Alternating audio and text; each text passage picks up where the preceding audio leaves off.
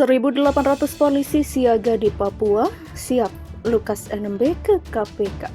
Kasus Lukas NMB, kami telah menyiapkan 1.800 personil di Papua dan kami siap untuk membackup apabila memang KPK meminta. Jadi tentunya kami juga mendukung penuh pemberantasan korupsi. Harap bisa memenuhi panggilan KPK, terutama juga ada proses-proses hukum yang bisa ditempuh untuk membuktikan benar-benar jika beliau tidak salah.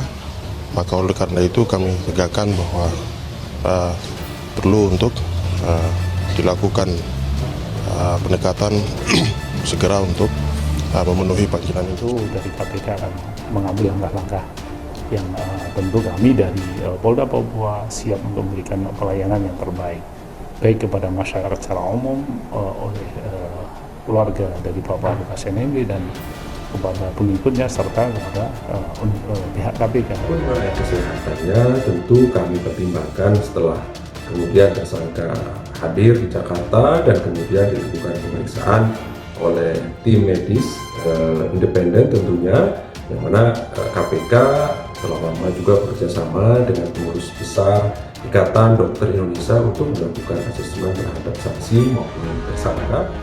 Kapolri Jenderal Listio Sigit Prabowo menyatakan siap membantu Komisi Pemberantasan Korupsi dalam mengusut kasus dugaan korupsi Gubernur Papua, Lukas NMB. Sebanyak 1.800 personel Polri bakal dikerahkan. Terkait dengan kasus Lukas NMB, kami telah siapkan 1.800 personel di Papua dan kami siap backup apabila KPK meminta. Demikian ujar Sigit dalam jumpa pers di Mabes Polri pada Jumat 30 September. Lebih jauh, Sigit memastikan pihaknya bakal mendukung penuh segala tindakan KPK dalam memberantas kasus korupsi di Indonesia. Tentunya kami juga dukung penuh pemberantasan korupsi. Demikian tegasnya. Deputi Pendidikan dan Eksekutif KPK Karyoto sebelumnya mengatakan pihaknya bakal berkoordinasi dengan penegak hukum setempat guna mengusut kasus itu. Sebab menurut dia situasi di Papua terdapat perbedaan. Kenapa misalnya Menko Polhukam mengumpulkan para penegak hukum terkait Papua?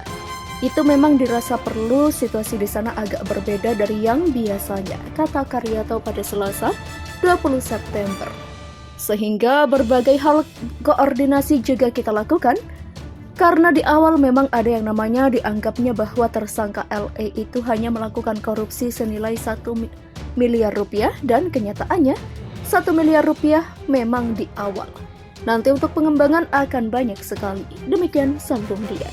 Lukas NMB dijerat sebagai tersangka karena diduga menerima gratifikasi sebesar 1 miliar rupiah.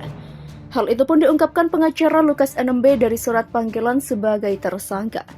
KPK memang belum mengumumkan resmi kasusnya, namun Deputi Penindakan dan Eksekusi KPK Karyoto membenarkan dugaan awal yang sedang diusut penyidik ialah soal uang 1 miliar rupiah itu. Dalam konferensi pers Menko Polhukam Mahfud MD bersama KPK dan PPATK, terungkap sejumlah hal terkait dengan Lukas NMB.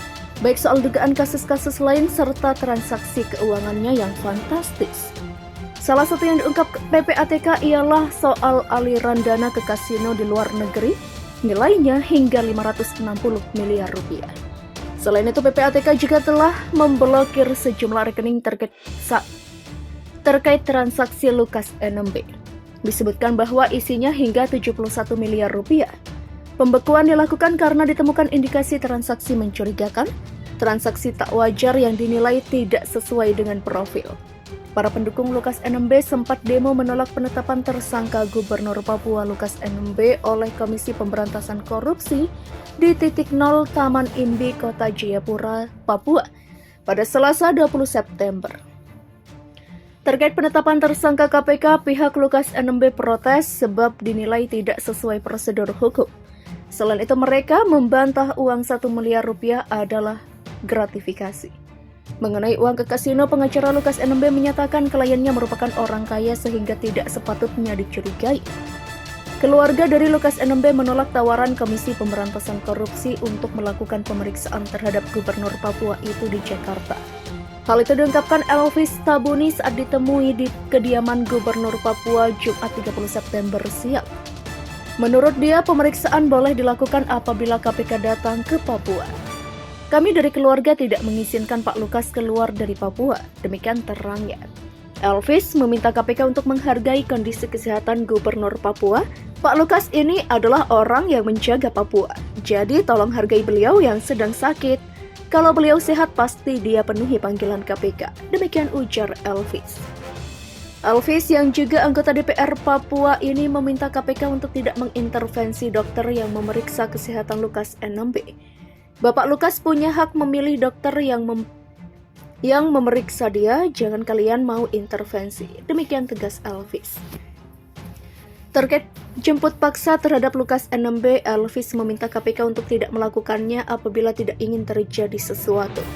Pak Lukas sudah jalankan amanat pemerintah di Papua sebagai pemimpin orang Papua.